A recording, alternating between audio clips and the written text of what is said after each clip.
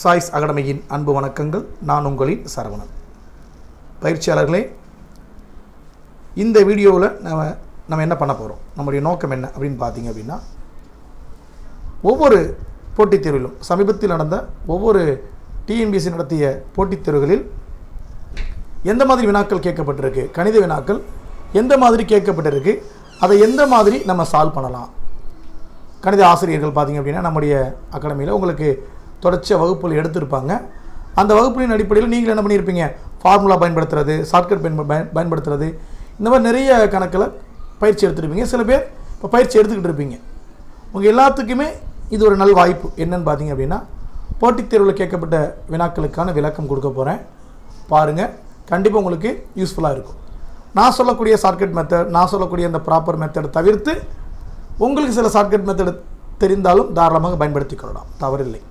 ஒவ்வொரு கணித வினாக்களுக்கும் பல்வேறு விதங்களில் என்ன பண்ணலாம், நம்ம தீர்வுகளை கண்டுபிடிக்க இயலும். ஓகே, நல்ல ஒரு முயற்சி, ட்ரை பண்ணலாம்.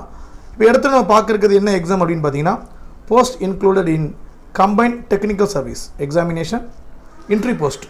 ஒரு இன்டர்வியூ போஸ்ட் லெவலில் கேட்கப்பட்டிருக்கக்கூடிய கணித வினாக்கள் எப்படி இருக்குது, அதை எப்படி சால்வ் பண்ண போகிறோன்னு பார்க்க போகிறோம். ஏறக்குறைய 25 வினாக்கள் இருக்கும். வாங்க பார்க்கலாம். முடிந்த அளவுக்கு ஒரே வீடியோவில் கொடுக்க பார்க்குறேன். இல்லை நிறைய விஷயங்கள் உங்களுக்கு விளக்கம் கொடுக்குற மாதிரி இருந்துச்சு அப்படின்னா 2 வீடியோக்களாக கொடுக்குறேன், பயன்படுத்திக்கிங்க. தொடங்கலாம், வாருங்கள். வினா எண் 176 200 வினாக்கள், 25 வினாக்கள் கணித வினாக்கள். முதல் வினாவை கவனிங்க. If the volume of a cylindrical tank is 848 metre cube,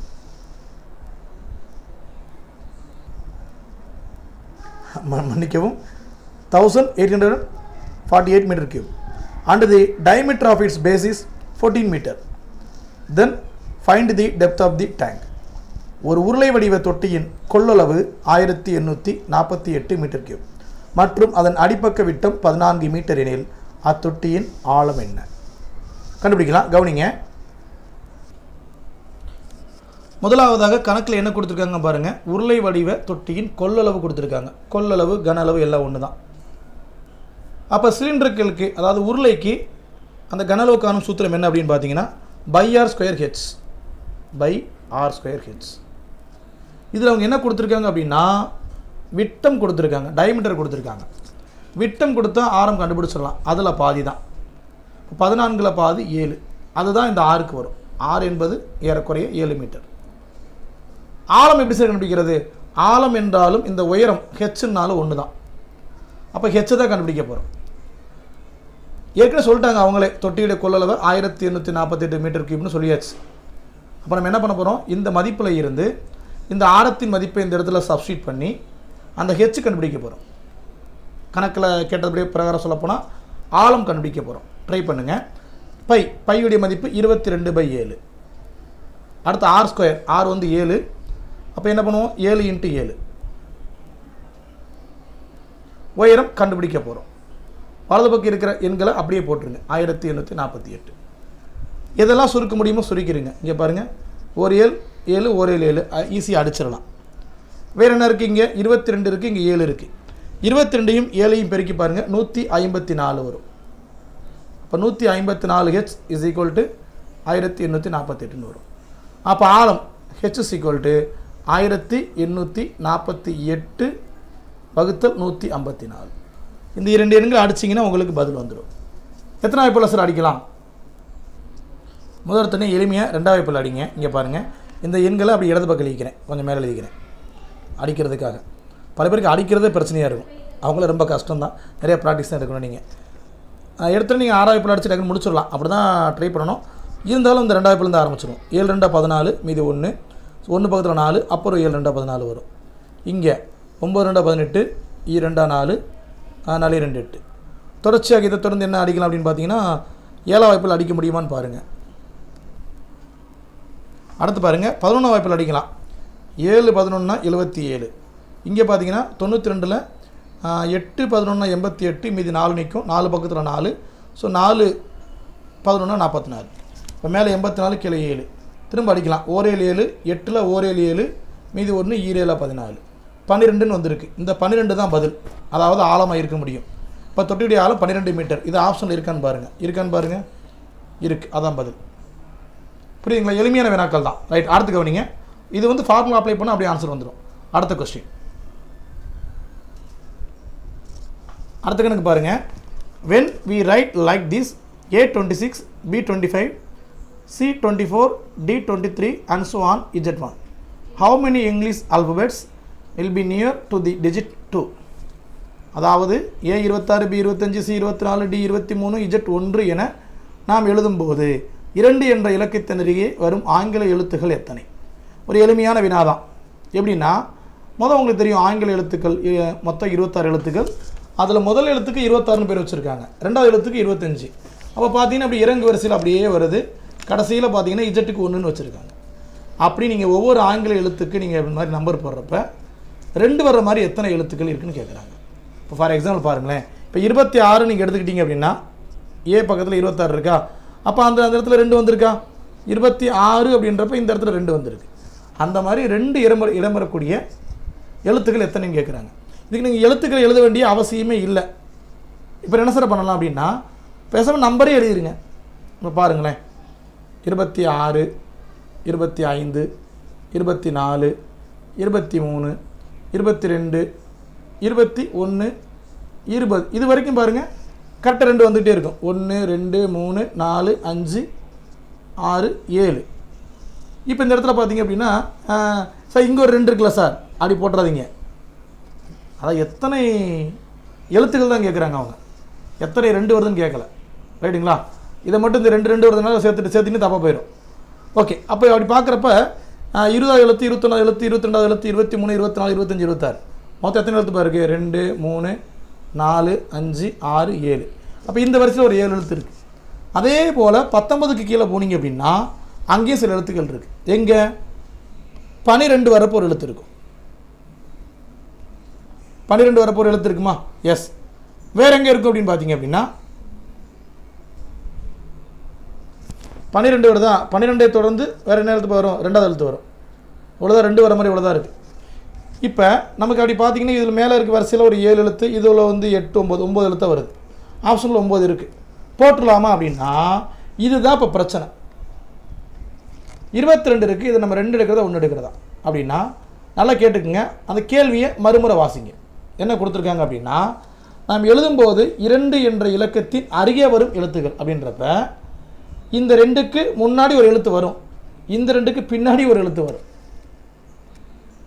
மொத்தம் எத்தனை 2ன்னு கேட்டிருந்தா இந்த கணக்கு வந்துடும். ஆனால் அருகேன்னு கேட்குறாங்க, இலக்கத்தின் அருகே எத்தனை ஆங்கில எழுத்துன்னு கேட்குறாங்க. முன்னாடியும் ஒரு அருகே ஒரு எழுத்து இருக்குது, பின்னாடி இருக்குது. நான் முன்னாடி கூட என்ன சொன்னேன், அது எடுக்க வேண்டாம்னு தான் சொன்னேன்.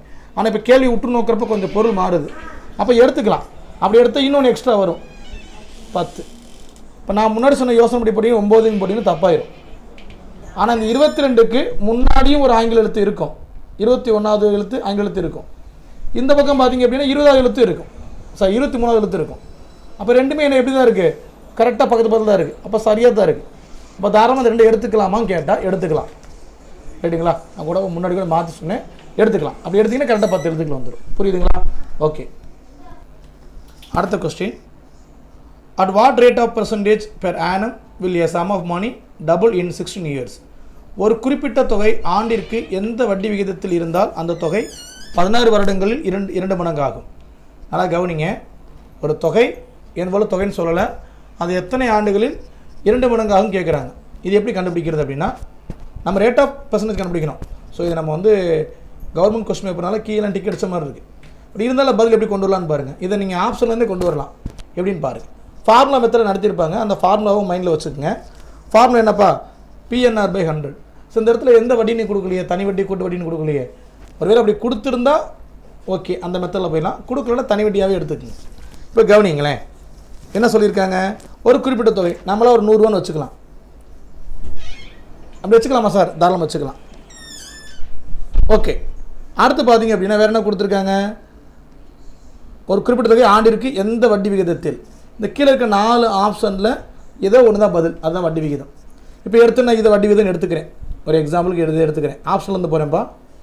இதை வந்து இது இப்படியே கலப்பு பின்னம் எழுதாமல் நமக்கு ஏற்ற மாதிரி மாற்றிக்கலாம். எப்படின்னு பாருங்கள்.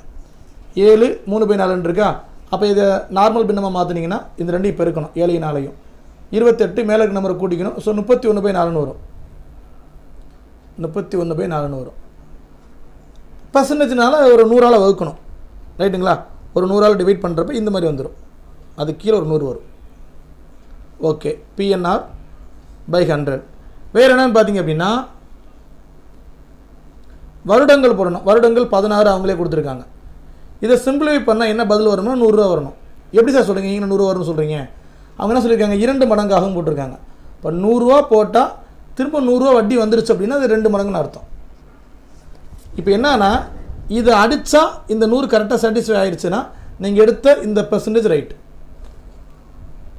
அப்போ என்ன பண்ணோம், ஒரு பின்னத்துக்கு இன்னொரு பின்னம் இருக்குது. அப்போ என்ன பண்ணலாம்னா இந்த 100 மேலே கொண்டு வந்துடலாம். மேலே கொண்டு வந்தீங்கன்னா அந்த 4ஓட மல்டிப்ளை ஆயிரும். அப்போ இதை இப்படி எழுதிக்கலாம், 400ன்னு எழுதிக்கலாம். 4/100ன்றதை அந்த 100 மேலே வந்துச்சுன்னா கீழே மல்டிப்ளை ஆகும், அதனால் 400ன்னு எழுதிக்கலாம். சும்மா நீங்களே என்ன பண்ணுங்கள், சிம்பிளை பண்ணி பாருங்கள். இந்த 0 அடித்தாச்சு. 31/4ன்னு போட்டால் டெசிமலில் போகும். அதை 16ல் பிறகுனா டெசிமலில் வரும். அது 100க்கு ஈக்குவலாக வருமா? வராது. அப்போ இது தப்பு. இதே மாதிரி இதையும் ட்ரை பண்ணுங்கள், தப்பாக தான் வரும். இதையும் ட்ரை பண்ணுங்கள், தப்பாக தான் வரும். இது மட்டும் ரைட்டாக வரும். இது மட்டும் எப்படி சார் ரைட்டாக வரும் அப்படின்னா இதை பெருக்கி பாருங்கள். அந்த கலப்பு பின்னத்தை நார்மல் பின்னமாக மாற்றுங்க. 6 4 பெருக்குன்னா 24. 24ஓட மேலே இருக்க 1 கூட்டிங்கன்னா 25/4ன்னு வரும். இப்போ இந்த 25/4 இங்கே போட்டிங்கன்னா இந்த இடத்துல போட்டிங்கன்னா இந்த கீழே 100ஆல் மல்டிப்ளை பண்ணுறப்ப 25/400 வரும். கரெக்டுங்களா? அதாவது 31 இருக்கிற இடத்துல 25 வரும். இப்போ அடித்து பாருங்களேன், இந்த 100 சரியாக வரும். எப்படியும் பாருங்கள், 2 0 அடித்தாச்சு.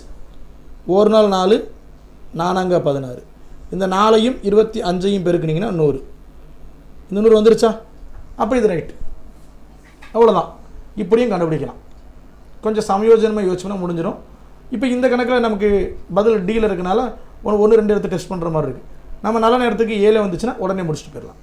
புரியுதுங்களா? இந்த கணக்கு இப்படியும் சால்வ் பண்ணலாம். அடுத்த கொஸ்டின் நம்பர் 179.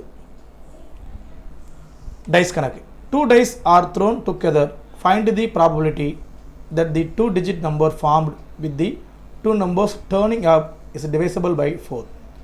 இரு பகடைகள் ஒரு சேர உருட்டப்படுகின்றன. முக எண்களை கொண்டு அமைக்கப்படும் ஈரிலக்க எண் 4ஆல் வகுப்படும் எண்ணாக இருப்பதற்கான நிகழ்தகவு காண்க. பகடையில் இது என்னது ப்ராபபிலிட்டி கொஸ்டின். ஓகே, முதல் இடத்துனே 2 பகடை உருட்டுனா கிடைக்கிற நம்பர் எப்படி இருக்கும்? கொஞ்சம் குயிக் எழுதுறேன் பார்த்துங்க. எப்படி இருக்கும் அப்படின்னா இந்த மாதிரி இருக்கும். 1,1 இருக்கலாம், 1,2 இருக்கலாம், 1,3 இருக்கலாம், 1,4 இருக்கலாம், 1,5 இருக்கலாம். அடுத்து என்னது 1,6 இருக்கலாம். இதே மாதிரி இப்படி இருக்கலாம். 2,1 2,2 இப்படியும் போயிட்டே இருக்கலாம். இப்படி வரலாம் 3,1 3,2 இப்படியும் போயிட்டே இருக்கலாம். 4,1 இப்படி போயிட்டே இருக்கலாம். மொத்தம் 6 முகம் அப்படின்றதுனால 6 வரைக்குமே வரும். 6,1 6,2 வரைக்கும் வரும். அப்படி பார்த்தீங்கன்னா ஒரு வருஷத்துக்கு 6, இந்த பக்கம் ஒரு 6, ஏறக்குறைய ஒரு 36 வாய்ப்புகள் இருக்குது. உருட்டுறப்ப இந்த மாதிரி முகங்கள் கிடைப்பதற்கு 36 வாய்ப்புகள் இருக்குது. உங்களுக்கு தெரியும் ஆல்ரெடி. உங்களுக்கு ஒரு பகடையை 2 பகடை உருட்டினோம்னா ஒரு இதில் 1 இன்னொரு இதில் 1 விழுகலாம், இல்லாட்டி ஒரு இதில் 2 இன்னொரு 1 விழுகலாம். இந்த மாதிரி 36 வாய்ப்புகள் இருக்கின்றது நம்ம எல்லாத்துக்குமே தெரிஞ்ச விஷயம்தான். 6 6 36. பட் கேள்வி என்னன்னு பார்த்தீங்கன்னா அந்த முக எண்களை கொண்டு ஈரிலக்க எண் 4ஆல் வகுப்படும் எண்ணாக இருப்பதற்கு என்ன நிகழ்த்தவுன்னு கேட்குறாங்க. அப்படி பார்த்தீங்கன்னா முதல் வரிசை இப்போ எடுத்துக்கோங்க. For example 1,1 1,2 1,3 1,4 1,5 1,6. இதில் நீங்களே என்ன பண்ணுங்கள், எந்த நம்பர் 4ஆல் வகுப்படக்கூடிய நம்பர் அப்படின்னு பாருங்கள். சார் ஆட் பண்ணணுமா மல்டிப்ளை பண்ணணுமா அப்படின்னா ஆட் பண்ணுங்கள். ஆட் பண்ணிங்கன்னா இங்கே பாருங்கள் 1 3 கூட்டா 4 வருது. இந்த ஒரு நம்பர் மட்டும்தான் என்ன ஆகும் அப்படின்னு பார்த்தீங்கன்னா 4ஆல் வகுப்படும். மற்ற எதுவுமே வகுப்படாது. பாருங்கள், இது 2 இது 3 இது 5 இது 6 இது 7. அப்போ இந்த 1,3 மட்டும்தான் பார்த்தீங்கன்னா 4ஆல் வகுப்படக்கூடிய நம்பர். 1 3 கூட்டா 4 4ஆல் வகுத்தா 1 கிடைக்கும். இதே போல் ரெண்டாவது வரிசை எடுத்தீங்கன்னா நான் 2 வரிசை மட்டும் எழுதுறேன், மற்றதில் எது பதிலோ அதை மட்டும் சொல்கிறேன். இங்கே பாருங்கள், ரெண்டாவது வரிசையில் 2,1 2,2 2,3 2,4 2,5 2,6. இதில் அந்த மாதிரி பார்க்குறப்ப இந்த 2,2 கூட்டினா 4 4ஆல் வகுப்படும். வேறு எதாவது இருக்கானா இது இருக்குது பாருங்கள் 2,6 2 6 கூட்டினா 8, 8 4 வகுத்த 2 மீதி இன்று வகுப்படும். மித்த எதுவுமே வராது. இது 3, இது 5, இது 6, இது 7. ஸோ 4 வகுப்படாது. அப்போ 2வது வரிசையில் 2 இருக்குது. இந்த மாதிரி அந்த 36 வாய்ப்புகள். இதே இது நீங்கள் 3வது லைன் எடுத்திங்கன்னா எது வரும் அப்படின்னா 3,1 வரும், வேறு 3,5 வரும், 2 தான் வரும். 4வது வரிசை எடுத்திங்கன்னா 4,1 வரும். கரெக்டாக மன்னிக்கும், 4,1 வராது. 4,1 5 ஆயிரும் இல்லையா, அது வராது. 4,4 தான் வரும். கரெக்டாக 4,1 வராது, 4,2 வராது, 4,3 வராது, 4,4 வரும். 4,6 கூட்டினா கூட 10 வருது, 10 4 வகுப்படாது. அப்போ 1 தான் இப்போ வருது. அடுத்து 5 வரிசையில் பார்த்தீங்க அப்படின்னா 5,3 வரும். ரைட்டா? வேறு என்னதில் வரும் அப்படின்னு பார்த்தீங்கன்னா வேறு எதுவும் வருவதற்கு வாய்ப்புகள் இல்லை. அதே போல் 6வது வரிசையில் பார்த்தீங்கன்னா 6,2 வரும். அதே மாதிரி 6,6 வரும். இப்போ நான் எழுதியிருக்கக்கூடியது மட்டும்தான் என்னென்னு பார்த்தீங்கன்னா 4 வகைப்படக்கூடிய வாய்ப்புகள். அப்படி பார்த்து எத்தனை வாய்ப்புகள் நீங்களே பாருங்கள். 6 6 12 இது ஒரு வாய்ப்பு, 6 2 8 இது ஒரு வாய்ப்பு, 5 3 8 இது ஒரு வாய்ப்பு, 4,4 இது ஒரு வாய்ப்பு, 3,1 இது ஒரு வாய்ப்பு, 3,5 இது ஒரு வாய்ப்பு, 2,2 ஒரு வாய்ப்பு, 2,6 ஒரு வாய்ப்பு. இங்கே பார்க்குறப்ப 1,3 வாய்ப்பு. எண்ணி பாருங்கள். 1 2 3 4 5 6 7 8 9 வாய்ப்புப்பா. அப்போ 36 வாய்ப்பில் 9 வாய்ப்பு பார்த்தீங்கன்னா, நல்லா கேட்டுங்க, 36 வாய்ப்பில் 9 வாய்ப்பில் பார்த்தீங்கன்னா 4 வகுப்படும் எண்ணாக இருப்பதற்கு வாய்ப்பு இருக்குது. இதை அடிக்க முடிஞ்சு அடிச்சிருங்க, அதான் பதில். அடிக்கலாம். 1 9 9 4 9 36. அப்போ 1/4 இந்த இத்தனை வாய்ப்புகள் இருக்க சான்ஸ் இருக்குது. ஸோ 1/4 பதில் இருக்குதுன்னு பாருங்கள். அப்போ அங்கே என்ன கொடுத்துருக்காங்களோ அதை ஒவ்வொன்றா என்ன பண்ணணும் எழுதி பார்க்கணும். அதாவது முதல் முறையை ட்ரை பண்ணுறவங்களுக்காக அப்படி சொன்னேன். நல்லா கொஞ்சம் பிரில்லியன்ட் என்ன பண்ணுங்கள், கொஞ்சம் மைண்ட்லேயே வச்சுக்கிட்டு வரிசையாக வாய்ப்பு தெரியும் இல்லையா, 1,1 1,2 அதை மைண்டில் வச்சுட்டு எது வருன்றது மட்டும் எழுதினாலே போதுமானது, நேரம் மிச்சமாகும். இல்லை சார் நான் ஏதோ ஒன்று ஸ்கிப் பண்ணிவிடுவேன் தப்பாயிரும் அப்படின்னா வேறு வழி இல்லை. அப்படியே ரஃப் ஒர்க்கில் என்ன பண்ணியிருக்கேன், இதை மொத்தமாக எழுதிட்டு இந்த 36 வாய்ப்பு எழுதிட்டு அதுக்கப்புறம் கூட செலக்ட் பண்ணிக்கிங்க. ரைட்டுங்களா? ஓகேப்பா. அடுத்த கணக்கு. If x/5 is equal to y/8 then x plus 5 is to y plus 8 is equal to. அப்போ இந்த மாதிரி கணக்கில் ரொம்ப சிம்பிள்ப்பா. என்ன அப்படின்னு பார்த்தீங்கன்னா x/5 இருக்கா, ரைட்டுங்களா? இது இப்படி மைண்டில் வச்சுக்கோங்க. நம்ம ஒரு கற்பனைக்கு இப்போ x அப்படின்னா இந்த 5 அந்த பக்கம் கொண்டு போயிருங்க. ஸோ x = 5ன்னு வந்துடும். அதே போல் y/8 1க்கு ஈக்குவல் பண்ணுங்கள். ஸோ y வந்து 8ன்னு கிடச்சிடும். அப்போ x = 5 y = 8ன்னு இதில் அப்படியே அப்ளை பண்ணிவிடுங்க. அவ்வளோதான் பதில். x 5ன்னு போட்டால் ஆல்ரெடி அங்கே ஒரு 5 இருக்குது. இப்போ x 5ன்னு போட்டால் 5 + 5 10ன்னு வரும். ரேஷியோ போட்டுங்க. y எவ்வளோ சொன்னேன், 8ன்னு போட சொன்னேன். ஆல்ரெடி அங்கே ஒரு 8 இருக்குது. 8 × 8 16ன்னு வரும். இப்போ இதை அடிக்க முடிஞ்சு அடிங்க. 2 வாய்ப்பில் அடிக்கலாம். I 2 10 8 2 16. அப்போ அதோடைய வேல்யூ இப்படி தான் இருக்கும், 5 ஸ்டேட்டாக தான் இருக்கும். அவ்வளோதான். அப்போ கொடுத்துருக்க மதிப்பை எக்ஸ் மதிப்பு தனியும் ஒய் மதிப்பு தனியும் கண்டுபிடிச்சி அதில் அப்ளை பண்ணாலே நமக்கு என்ன கிடச்சிரும், ஆன்சர் கிடச்சிரும். அடுத்த கணக்கு பாருங்கள். பெருசாக பார்க்குறதுக்கே பயங்கரமாக இருக்குது. பொதுவாக அந்த பார்க்குறதுக்கே பயங்கரமாக இருக்கிற கணக்கு பற்றி கவலையே படாதீங்க, டக்குன்னு முடிஞ்சிடும் பதில். 38 38 38 3 தடவை பெருக்கியிருக்கான். அடுத்து 34 34 34 ஏதோ ஒரு ஃபார்முலா அந்த மாதிரி இருக்குது, இந்த முட்டுரிமைகள் வர மாதிரியே இருக்குது. அடுத்து 28 28 28 3 நம்பர் தான் பயன்படுத்தியிருக்காங்க. 38 1 34 1 28 1. இங்கே பார்த்தீங்கன்னா 3ஆல் போட்டுட்டு திரும்ப 38 34 28 தான் வருது. கீழேயும் அதே மாதிரி தான் வருது. இங்கே பாருங்கள், 2 முறை 38 பெருக்கியிருக்காங்க, இங்கே 2 முறை 34 பெருக்கியிருக்காங்க, இங்கே 2 முறை 28 பெருக்கியிருக்காங்க, திரும்பவும் 38 34 பெருக்கியிருக்காங்க. அது முதல் நம்பரையும் 2ஆம் நம்பரையும். அடுத்து பார்த்தீங்கன்னா 2ஆம் நம்பரையும் 3ஆம் நம்பரையும் பெருக்கியிருக்காங்க. அடுத்து முதல் நம்பரையும் 2ஆம் நம்பரையும் பெருக்கியிருக்காங்க. சரி, இந்த கணக்கு என்ன சார் இப்படியே சால்வ் பண்ணுறது அப்படின்னா ஒன்றும் கிடையாது, ஒரு ஃபார்முலா தான் இது. இந்த ஃபார்முலா தான். எந்த ஃபார்முலா அப்படின்னா a³ + b³ + c³ - 3abc. இந்த ஃபார்முலா தான் கொடுத்துருக்காங்க. இந்த ஃபார்முலா வச்சு எப்படி சார் நம்ம கண்டுபிடிக்கிறது, கவனிங்க. ஸோ இதில் அவங்க என்ன சொல்ல வராங்கன்னா a³ அப்படின்றது 38 கியூப். அந்த ஏக்கு பதிலாக அங்கே 38 கொடுத்துருக்காங்க அப்படின்றாங்க. பிக்கு பதிலாக 34 கொடுத்துருக்காங்க. சிக்கு பதிலாக 28 கொடுத்துருக்காங்க. இந்த -3 இங்கே இருக்குது பாருங்கள், அப்படியே இருக்குது பாருங்கள். திரும்ப வழக்கம் போல் ஏபிசி 3 பெருக்கி இருக்கணும். 38 34 28 பெருக்கியிருக்காங்க. அதே போல் வகுத்தலில் பார்த்தீங்கன்னா 38 × 38 அப்படின்னா என்ன அர்த்தம்னா ஏ ஸ்கொயர், அடுத்து இருக்கிறது பி ஸ்கொயர், பாத்திரம் தெரியுதா, அடுத்தது சி ஸ்கொயர், அதை தொடர்ந்து -AB -BC -CA. இவ்வளோ பெருசாக கொடுத்துருக்காங்க இல்லையா.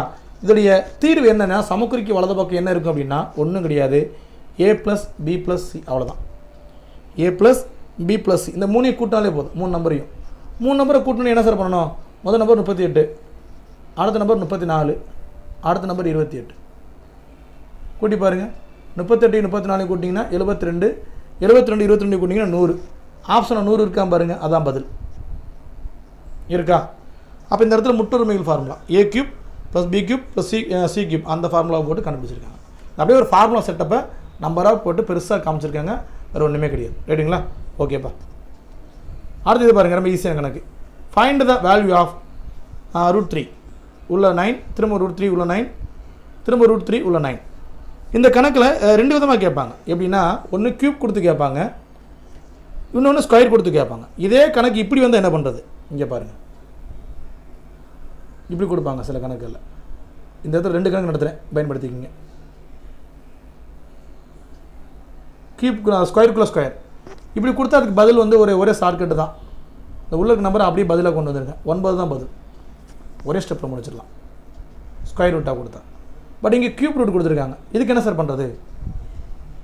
இதுக்கு நீங்கள் வேறு ஒன்றும் பண்ண வேண்டாம். என்ன பண்ணணும் அப்படின்னா அதே மெத்தட் தான், கொஞ்சம் மாறும். எப்படின்னா இந்த மாதிரி ஸ்கொயர் ரூட்டில் என்ன பண்ணணும், உள்ள நம்பர் அப்படி எழுதணும். இந்த க்யூப் ரூட் வந்துச்சுன்னா ஒரு எக்ஸ்ட்ரா அதாவது இங்கே பாருங்கள், ஸ்கொயருன்றது இதுதான், க்யூப்ன்றது அதை விட இன்னொரு எக்ஸ்ட்ரா, இதுதான் க்யூப். அப்போ எக்ஸ்ட்ரா ஒரு ரூட்டு மட்டும் வருதா. அப்போ இந்த மாதிரி வந்தால் 9 மட்டும் எடுத்துக்கிறதுனால, இந்த மாதிரி வந்தால் அதே மாதிரி 9 எடுத்துக்கங்க, ஆனால் ஒரு எக்ஸ்ட்ரா ஒரு ரூட்டு மட்டும் வச்சுக்கோங்க. இதுக்கு பதில் டைரெக்டாக 9, இதுக்கு பதில் √9. இப்போ √9 பதில் என்ன வரும்? 3ன்னு வரும். ஸோ டேரெக்டாக ஆன்சர் பண்ணிடுங்க, அவ்வளோதான். இதுக்குள்ள ரொம்ப மெனக்கிட வேண்டாம். ஸோ சரியான பதில் பார்த்தீங்கன்னா 3. ரைட்டுங்களா? ஸ்கொயராக கொடுத்தா உள்ள நம்பர் அப்படியே போடணும், க்யூபாக கொடுத்தா √9 போட்டுக்கணும். இதுக்கு இது பதில், இதுக்கு இது பதில். √9 அப்படின்னா சிம்பிளி பண்ணால் 3ன்னு வரும். That's all. அடுத்த question, find the sum 9 + 3 + 1 and so on infinity. So infinity வந்தால் ஃபார்முலா மாறும். அதாவது இந்த ஃபார்முலாவுக்கு வந்து கூடுதல் கேட்டுருக்காங்க. என்ன கேட்குறாங்க அப்படின்னா எஸ் இன்ஃபினிட்டி வேல்யூ கேட்குறாங்க. எஸ் இன்ஃபினிட்டி மேலே எழுதுகிறேன், எஸ் இன்ஃபினிட்டி வேல்யூ கேட்குறாங்க. எஸ் இன்ஃபினிட்டினா ஃபார்முலா என்ன தெரியுமா? தெரிலன்னா நோட் பண்ணிக்கிங்க.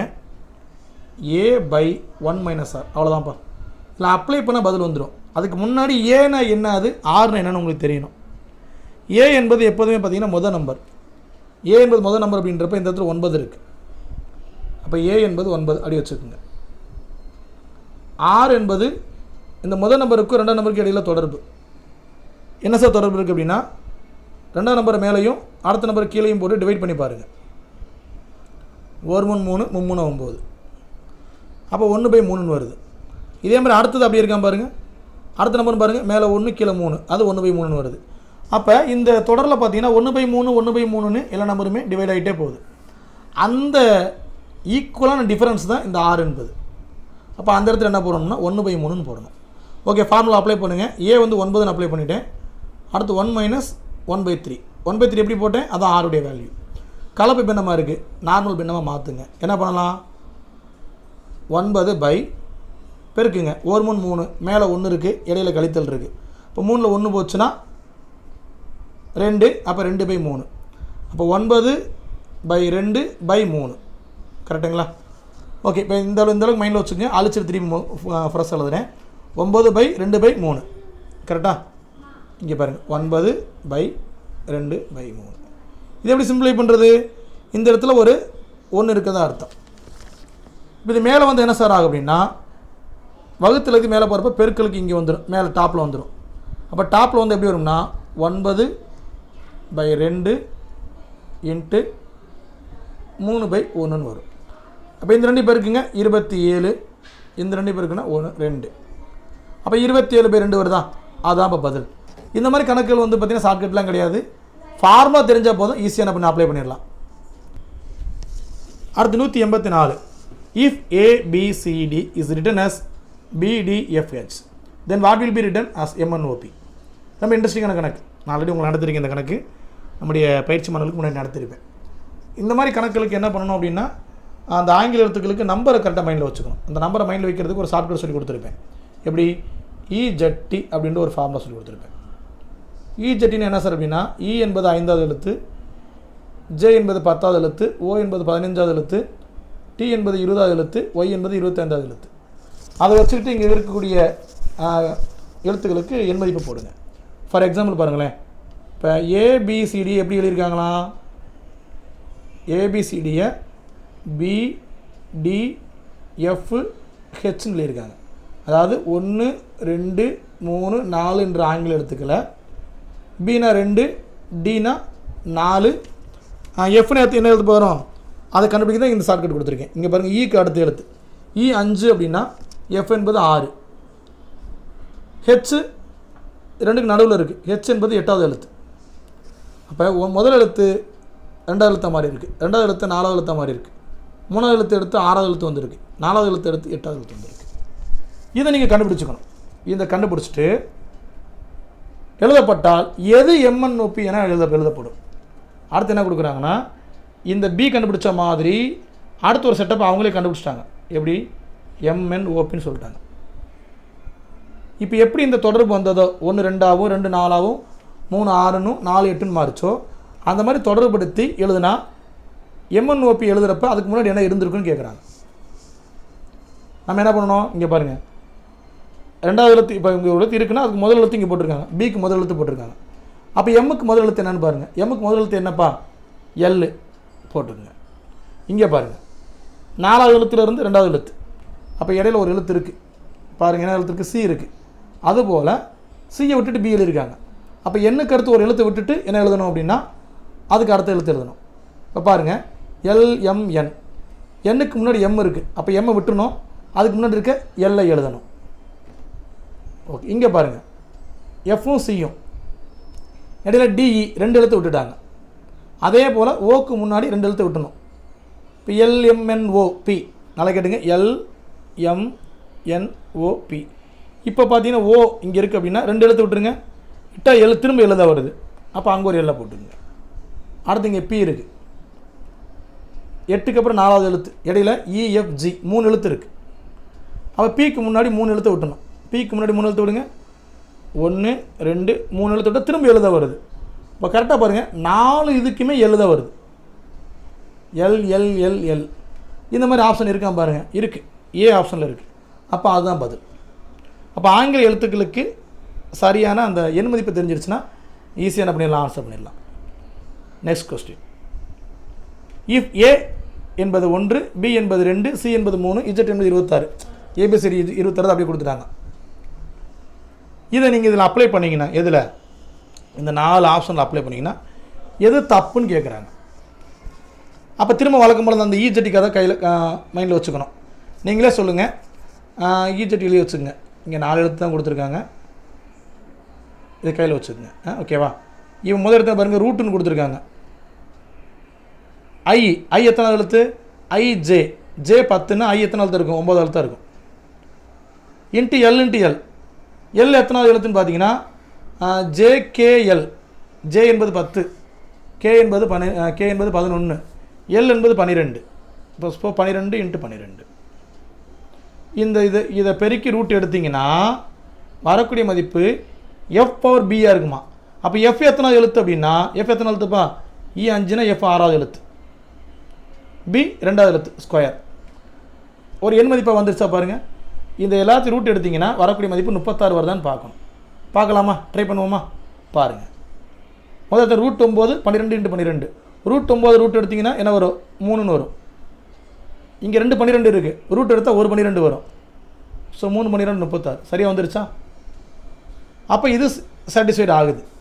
முதல் ஆப்ஷன் ஏ ரைட்டு தான். அப்போ அதை எடுக்க முடியாது. அதே போல் அடுத்து கவனிங்க, HCF of JY is equal to E. J என்னப்பா இப்போ தானே உங்களுக்கு எழுதி போட்டேன், அதை அழைச்சி போட்டேன்னா திரும்ப இஜெட் எழுதிக்கலாம். ஜேன்றது என்னென்னு பார்த்தீங்க அப்படின்னா 10வது எழுத்து, ஓ என்பது 15வது எழுத்து, ஒய் என்பது 25வது எழுத்து. இந்த 3க்கு நீங்கள் என்ன எடுக்கணுமா? மீப்பேவை எடுக்கணுமா? அது எதுவாக இருக்குன்றாங்கன்னா ஈயாக இருக்குன்றாங்க. ஈ என்பது எத்தனாவது எழுத்து? 5வது எழுத்து. அப்போ 10, 15, 25க்கு மீப்போவா 5ஆன்னு பாருங்கள். ட்ரை பண்ணலாமா? 2 5 10, 3 5 15, 5 25. இதுக்கு மேலே அடிக்க முடியாது. அப்போ அந்த 5 என்பது தான் மீப்பேவா. அப்போ கரெக்டாக தானே இருக்குது. அப்போ அதுவும் திருப்திப்படுத்திருச்சு. அடுத்த கணக்கு பாருங்கள். Root of Y, root of B. Y எத்தனாவது எழுத்துப்பா? ஒய் வந்து 25வது எழுத்து, ரூட் ஆஃப் 25. பி எத்தனாவது எழுத்து? தெரியலையா சார்? இஜட்டி எழுதிருங்க. இஜட்டி பாருங்கள். MNOP, ஓ 15, அப்போ பி என்பது 16வது எழுத்து. ரைட். இதை இந்த 2க்கு ரூட் எடுத்தால் பதில் என்னவா? ஐயா, IJ 9ன்றாங்க. 2க்கு ரூட் எடுத்தால் 9 வருதான் பாருங்கள். ரூட் 25க்கு எடுத்திங்கன்னா 5ன்னு வரும். ரூட் 16க்கு எடுத்திங்கன்னா 4ன்னு வரும். 5 4 கூட்டினா 9, 9 = 9. 3மே சரியாக வந்துருச்சு. அப்போ இதுதான் சரியாக வராதுன்னு நினைக்கிறேன். ட்ரை பண்ணலாமா? சி என்பது 3, பி என்பது 2, எஃப் என்பது எத்தனை எழுத்துப்பா? எஃப் என்பது 6வது எழுத்து. இப்போ 3 ஸ்கொயர் பண்ணால் 9ன்னு வரும். = R. அப்போ இதுதான் தப்பாக இருக்குது. இப்படி பெருக்கிங்கன்னா 32 6ன்னு வந்துடும். அதை போடக்கூடாது. ஸோ 3 ஸ்கொயர்னு 9 தானே வரும். அப்போ டி தான் தப்பு. இப்படி தான் கண்டுபிடிக்கணும். ரைட்டுங்களா? ஏறக்குறைய இன்றைக்கி எத்தனை கணக்கு பார்த்துருக்கோம் அப்படின்னா ஒரு 15 வினாக்களுக்கான விளக்கம் பார்த்துருக்கோம். பார்ட் 2ல் அந்த மீதி இருக்கக்கூடிய 15 வினாக்களுக்கான மீதி இருக்கக்கூடிய 10 வினாக்களுக்கான விளக்கத்தை பார்க்கலாம். ரைட்டுங்களா? ஓகே, நல்லபடியாக நடத்தியிருந்தால் லைக் பண்ணுங்கள். ஏதாவது பாசிட்டிவாக சொல்லணும்னா கமெண்ட் பண்ணுங்கள். தேங்க்யூப்பா.